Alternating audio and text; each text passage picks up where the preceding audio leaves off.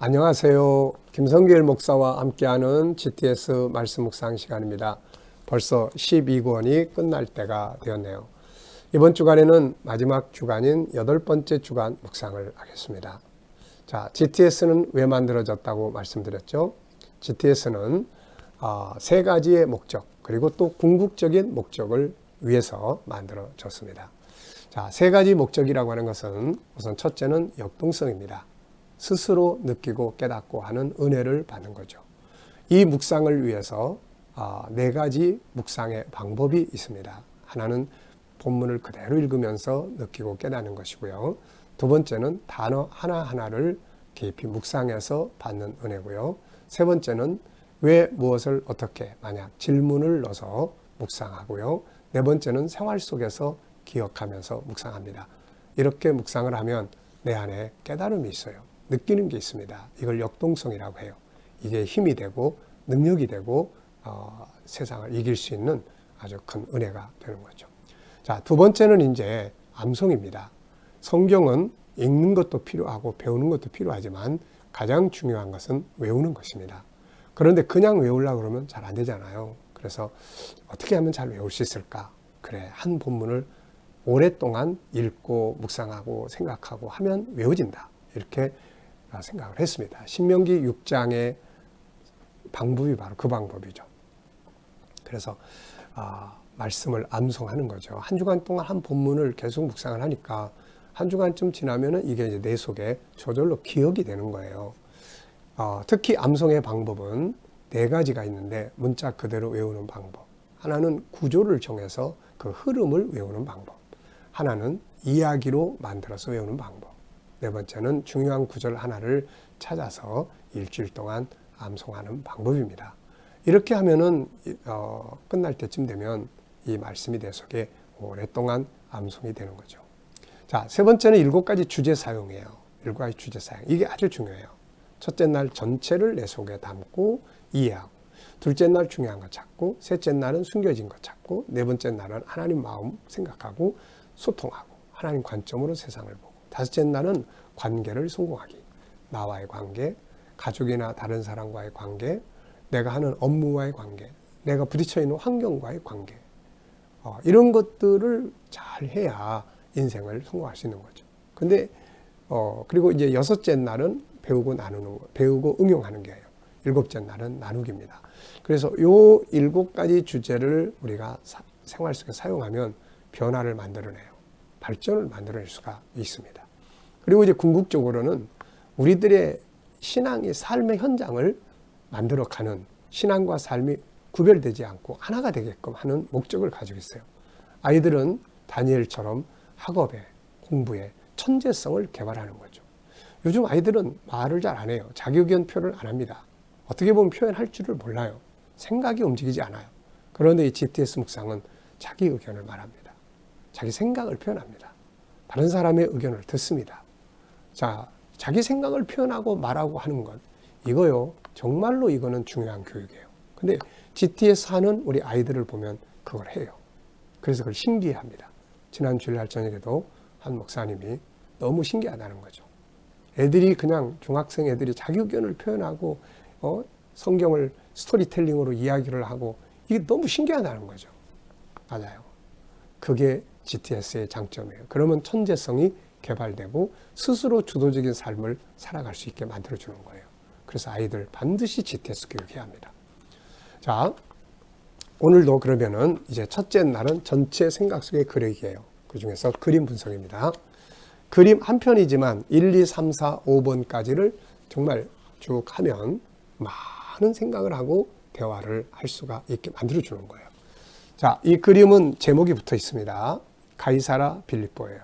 가이사라 빌립보. 예수님께서 이곳에서 제자들과 너희는 날 누구라 생각하느냐 하는 질문을 하시고 답을 얻으셨던 바로 그 현장입니다. 굉장히 중요한 기독교의 복음을 가진 현장이죠. 자, 이 그림을 보면 어떤 느낌이 듭니까? 옛날에는 마을이 있었던 것 같은데 지금은 아무것도 없어요. 지금 이렇게 그냥 성지입니다. 그래서 여기에 큰 터도 있고 여기 보면 관광객들이 가는 차도 있고 버스도 있고 이랬습니다. 그래서 이걸 보면서 느끼는 것을 적어보시면 돼요. 저는 두 가지를 적어봤습니다. 결국은 하나인데, 자, 눈에 보이는 것은 시간이 지나면 사라진다. 그러나 하나님의 말씀은 영원하다. 자, 여기에서 예수님이 대화를 나눌 때 여기 있던 마을들이 있었던 것 같은데 다 사라졌어요. 그런데 여기서 나누셨던 말씀은 지금도 살아서 오늘 우리 본문이 되고 있지 않습니까? 세상의 눈에 보이는 건 다 사라지지만 하나님 말씀은 영원하다. 요거를 전 적어봤어요. 자, 생각이 움직이게 하는 거예요. 여러분의 느낌은 뭔지 적어보세요. 여기 산을 보면서 야, 시원하게 보인다. 이렇게 적으셔도 돼요. 이건 뭐 정답이 있는 게 아닙니다. 꼭 뭐 성경적 정답을 찾으려고 하지 말고 자기 그냥 느끼는 생각을 적으시면 돼요. 자, 두 번째는 분석입니다. 보이는 부분, 보이지 않는 부분. 자, 보이는 부분도 잘 분석해야 되고 특히 보이지 않는 걸 찾아낼 수 있어야 돼요. 우리가 업무를 보더라도 계속 익숙해지고 아는 방법만 가지고 하다 보면 나중에 도태된다고 그랬죠. 왜? 새로운 방법을 누군가가 찾아가지고 나타나기 때문에. 그러면 사라지는 거예요. 기존 방법들은. 그래서 항상 숨겨진 것들, 특징, 원인, 또 더 발전적인 새로운 방법들을 찾아내는 노력을 해야 되는 거죠. 그래서 이 훈련을 하는 겁니다. 자, 분석해서 보세요. 지금 눈에 보이는 것들은 뭐가 있나요? 일단은 하늘이 있습니다.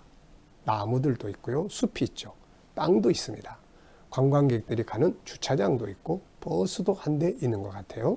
그리고 야산이 있습니다. 그리고 여기 보면 펑퍼짐하게 이렇게 산 밑에 터가 있는데 요게 이제 바로 옛날 건물 터예요. 이게 여기 신전도 있었고 그런 장소입니다. 이게. 자, 그리고 이제 보이지 않는 부분들은 뭐가 있을까요? 우선 여기서 대화를 나눴던 예수님과 제자들 그리고 말씀. 이건 안 보여요. 예수님이 이미 다 천국에 가셨고 그러니까 제자들도 다 갔고 그러니까 여기에 안 보입니다. 그러나 그들의 발자취가 있는 거죠. 또 이 말씀의 주인공이 베드로인데 주로 베드로하고 대화 나누는데 베드로의 사명의 역사의 삶이 쭉 있고 또 여기 있던 마을들이 도대체 어떻게 사라졌을까 하는 사라진 역사도 숨겨져 있는 것 같습니다. 자, 혹시 여기 가실 기회가 되거든 이 묵상했던 내용들 한번 쭉 기억해 보시기 바랍니다. 자, 세 번째입니다. 그림에서 가장 중요하다고 생각하는 건 무엇인가요? 저는 예수님과 제자들의 대화 이렇게 적었어요. 예수님과 제자들의 대화. 자, 여러분들이 가장 중요하게 느끼는 것 적어보시면 됩니다. 이것도 정답이 있는 건 아니니까요. 편하게 느끼는 것, 중요한 것 딱 적어보시면 돼요. 자, 네 번째 코너가 또 아주 중요한 코너죠. 그래서 이 그림을 보고 떠오르는 이야기나 사람, 성경을 적어보기. 네, 이게 기억력을 굉장히 향상시키는 프로그램이에요. 자, 저는 이거를 할 때 항상 하나는 성경 속에서 여기와 관계된 내용, 또 하나는 내 인생 속에서 관계된 내용 이렇게 정리를 해봅니다. 자, 성경 속에서 이 그림과 관계된 내용은 마태복음 16장의 예수님의 질문과 제자들의 답변이죠. 또 여기에서 베드로가 이제 예수님을 고백했는데 요한복음 21장에 예수님께서 또 베드로에게 그의 순교의 미래를 말씀해 주셨던 것이 있죠. 또 그게 생각이 납니다. 그리고 이제 베드로가 이제 다 마치고 여기서 이제 천국 열쇠를 준다고 그랬는데 그래서 계시록 21장, 22장 다 이루어져서 그 나라에 들어간 하나님 나라의 내용이 생각이 나요. 자, 내 인생에서 이 그림을 관계를 보면은 우선 다큐멘터리 찍을 때 여기를 제가 방문했던 기억이 있고요. 또 하나는 예수님이 제자들에게 너희는 나를 누구라 생각하느냐 물으셨는데 저에게 예수님 어떤 분인가 하는 생각을 좀 해봅니다. 저는 항상 5가지의 관계를 고백을 해요. 첫째, 예수님은 나의 구세주. 둘째, 나의 상담자. 세 번째, 나의 치료자. 네 번째, 나를 인도하는 리더자. 다섯 번째는 전능하신 나의 하나님이에요. 네, 이 신앙은, 이 고백은 저의 경험이기도 하고 저의 신앙이기도 합니다. 자, 다섯 번째는 상상력을 우리가 키우는 거예요. 이 그림 앞에는 어떤 그림을 그리면 좋을까요? 저는 예수님이 말씀하실 때 그때 현장을 그려보고 싶어요. 지금의 이 빌립보는 그 현장은 없잖아요. 네, 앞으로 그거. 뒤에는 뭘 그리면 좋을까요? 이제 천국 그림 그려볼 것 같습니다. 왜냐하면 결국 천국 열쇠를 준다고 하셨으니까 이들이 다 천국에 가 있으니까 천국 그림을 그릴 수 있습니다. 과거의 나의 삶이 오늘을 만들었고 오늘 내가 어떻게 사느냐가 미래의 나를 만든다는 것을 꼭 염두에 두시기 바랍니다. 자, 오늘도 본문 말씀을 읽어보겠습니다. 마태복음 16장 13절로 19절입니다. 굉장히 중요한 우리 기독교의 내용이에요. 지난 주간까지는 예수님의 탄생, 성탄에 대해서 우리가 살펴봤어요. 그렇다면 세상에 오신 이분과 나는 어떤 관계를 가져야 하느냐, 이거를 이제 정리함으로써 우리가 12월 달에 묵상의 총 결론을 맺으려고 하는 거죠. 자, 예수께서 빌립보 가이사랴 지방에 이르러 제자들에게 물어 이르시되 사람들이 인자를 누구라 하느냐, 이르되 더러는 세례 요한, 더러는 엘리야, 어떤 이는 에레미야나 선지자 중에 하나라 하나이다. 이르시되 너희는 나를 누구라 하느냐. 시몬 베드로가 대답하여 이르되 주는 그리스도시요 살아계신 하나님의 아들이시니이다. 예수께서 대답하여 이르시되 바요나 시몬아 네가 복이 있도다. 이를 내게 알게 하니는 혈육이 아니요 하늘에 계신 내 아버지시니라. 또 내가 내게 이르노니 너는 베드로라. 내가 이 반석 위에 내 교회를 세우리니 음부의 권세가 이기지 못하리라. 내가 천국의 열쇠를 내게 주리니 네가 땅에서 무엇이든지 매면 하늘에서도 매일 것이요 네가 땅에서 무엇이든지 풀면 하늘에서도 풀리리라 하시고 아멘. 자, 감사한 일 적어보는 순서입니다. 어제 하루 동안 또 오늘 힘들고 어려운 일이 있더라도 꼭 그 속에서 감사할 일들을 찾으시기 바랍니다. 그게 이기는 방법이거든요. 자, 1번입니다. 전체를 읽고 느껴지는 것은 무엇인가요? 그림을 보고 느낌이 있듯이 어떤 내용을 읽어봤으면 거기에 대한 느낌이 있어야 되는 거죠. GTS 하는 아이들은 이런 걸 참 잘합니다. 이게 중요한 거예요. 이게 자기 의견을 표현할 줄 아는 거죠. 자, 저는 여러 가지를 좀 적어봤습니다. 우선 첫째는 주님이 원하시는 것은 주님을 바르게 아는 것이다. 너희는 나를 누구라 하느냐. 주님을 바로 아는 게 제일 중요한 거예요. 두 번째는 예수님에 대한 세상 사람들의 이해.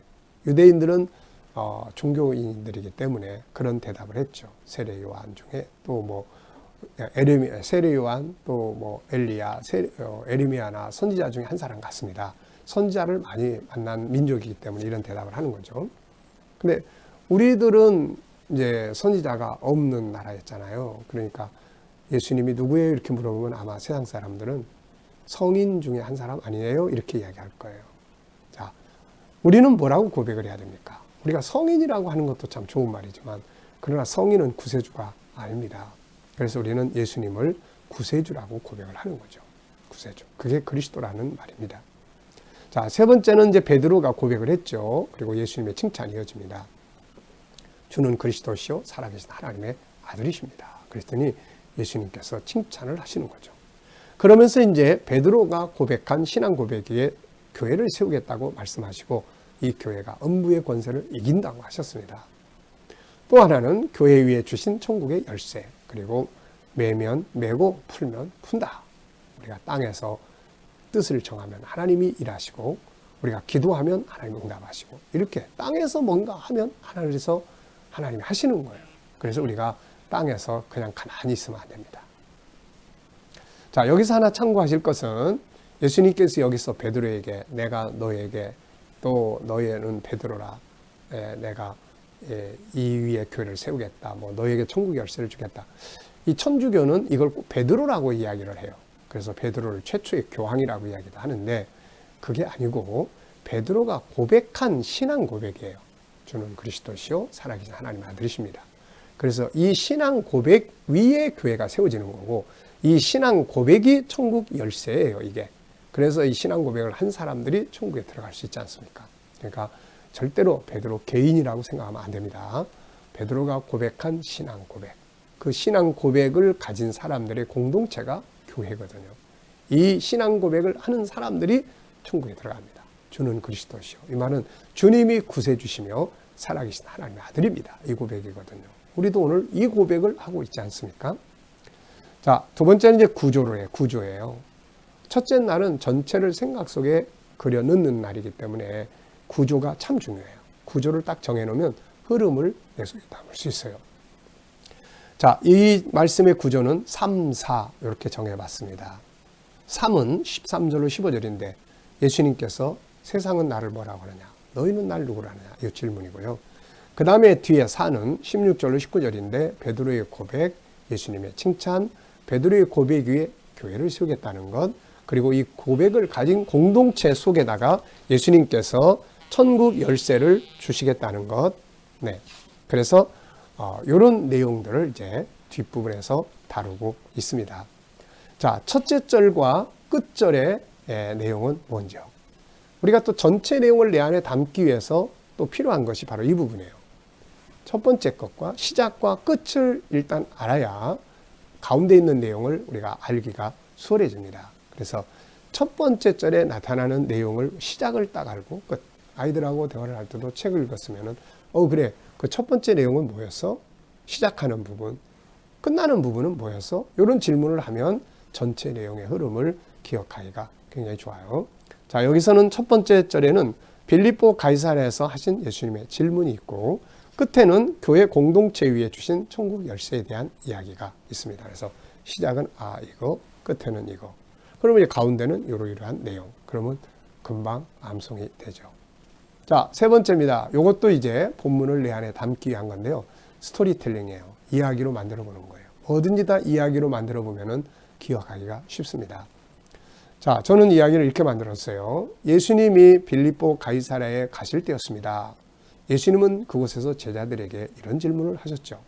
사람들이 나를 누구라 하더냐? 그랬더니 제자들이 이렇게 말합니다. 더러는 세례 요한, 어떤 사람들은 엘리야라고 합니다. 그리고 어떤 사람들은 에레미야나 선지자 중에 한 사람이라고 이야기를 합니다. 그래? 그러면 너희는 나를 누구라고 생각하느냐? 그랬더니 베드로가 이렇게 대답하는 거예요. 네, 주는 그리스도시며 살아계신 하나님의 아들이십니다. 예수님이 너무 기쁘셨습니다. 그래서 베드로야, 네가 복이 있다. 시몬아, 네가 복이 있다. 이걸 너에게 알게 하니는 사람이 아니라 하늘에 계신 하나님이시다. 이제 너는 베드로다. 내가 이 반석 위에 교회를 세우겠다. 음부의 권세가 이기지 못할 것이고, 그리고 천국 열쇠를 내게 주겠다. 네가 땅에서 풀면 하늘에서 풀고, 네가 땅에서 매면 하늘에서도 매일 것이다. 라고 말씀을 하셨습니다. 자, 벌써 다 외웠잖아요. 그러니까 이렇게 이야기로 만들어 보시면 외우기가 쉽습니다. 자, 네 번째 이제 제목 정하기예요.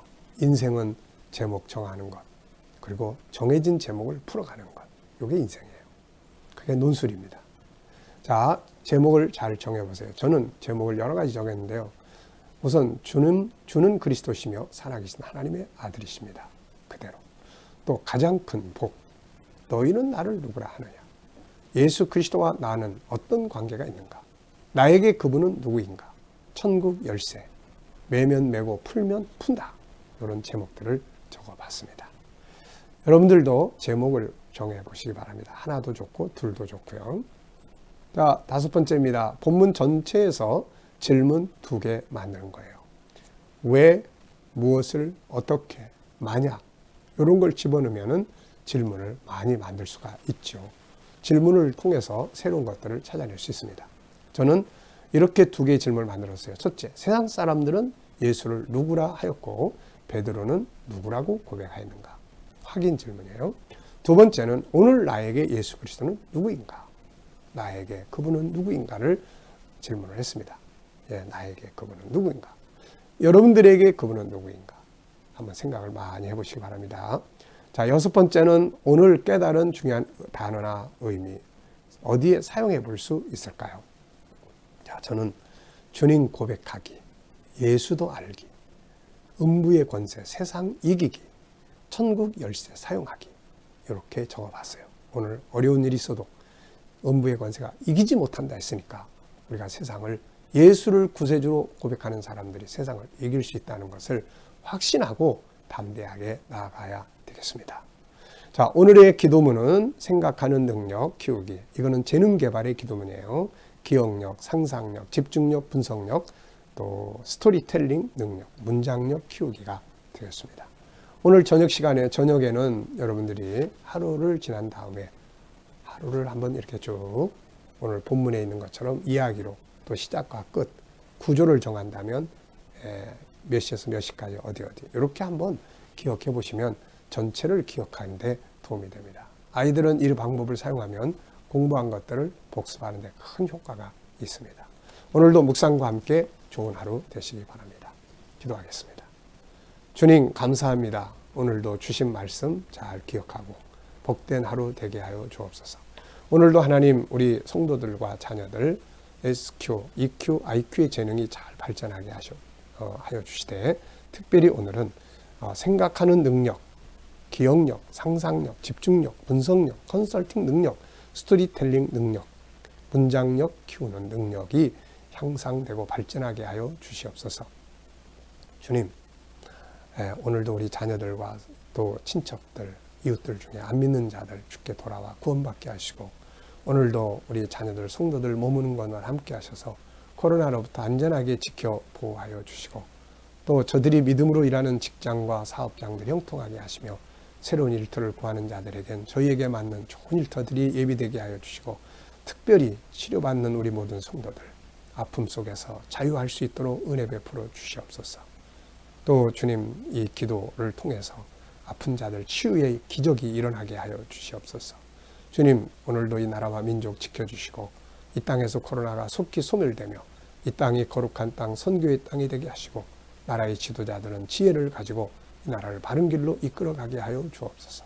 주님 오늘도 세계 곳곳에 있는 선교사님들에게 함께 하시고 저들의 사역에 은혜 베풀어 주시며 오늘도 핍박받는 교회가 있다면 끝까지 승리하게 하여 주시옵소서. 감사하며 예수님의 이름으로 기도하옵나이다. 아멘.